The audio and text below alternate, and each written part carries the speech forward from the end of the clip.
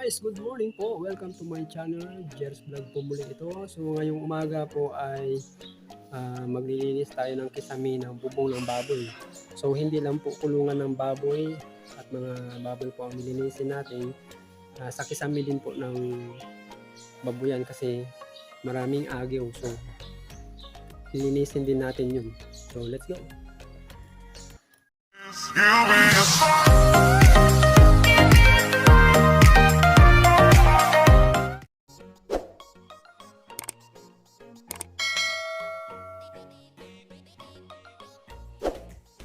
Kikita ninyo ang kisame, ayan o, ang daming agyo. So lilinisin po natin yan. So, let's go. So marami po yan mga agyo. So ang gagamitin pong pang-alis ng agyo ay meron akong pang-alis ng agyo dito. So ayan. Ayan. So ayan guys, ang gagamitin ko pang-alis ng agyo. So ayan. Ginawa ko lang yan. Nakikita ninyo ang pang-alis ko ng agyo, gawa ko lang yan. So kailangan din natin linisin ang mga kisame ng babuyan, lalo na yung mga agyo kasi dumi rin po yun. So bago po ako maglinis ay gumagamit ako nito kasi nakatingala ka baka mapuwing. So yan, may sunglass po ako. So let's go. So ayan, mag-umpisa na tayo maglinis,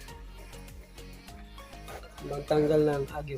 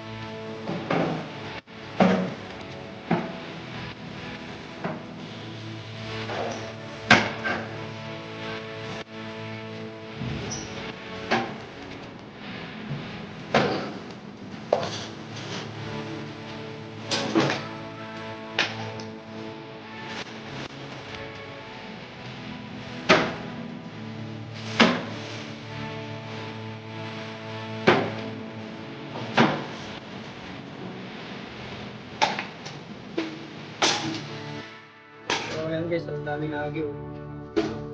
Kaya kailangan din natin linisin ang kisame. Ayan. Kisame ng babuyan. Dami. Kasi ito ay marumi din. Ayan, ang dami ko na nakuha.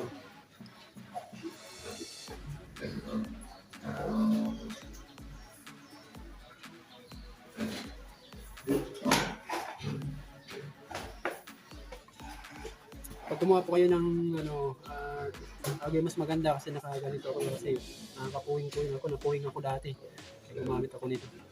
Nakatingala kasi.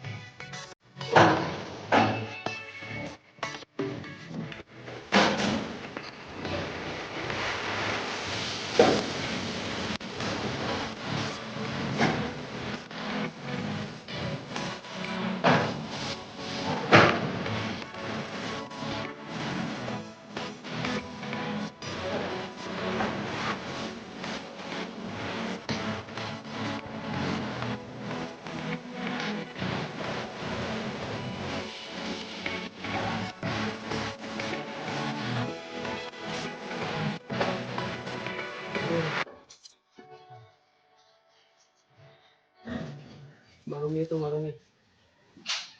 Daming agyo.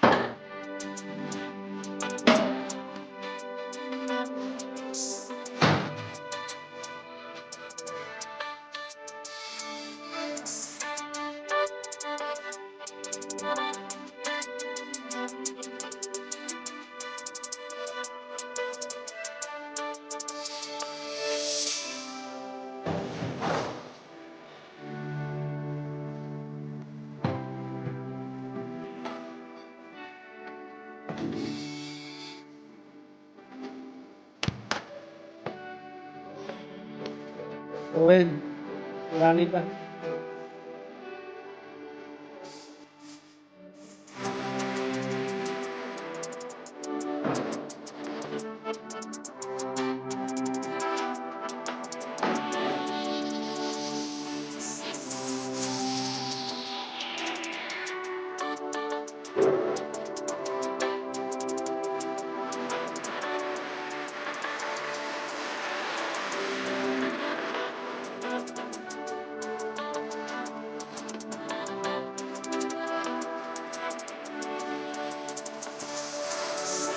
Ayun guys, kailangan natin linisin ang ating kisame ng babuyan. Kung meron po kayong babuyan, linisin din ninyo yung kisame kasi maraming agyo. Ang agyo po ay marumi din po yan.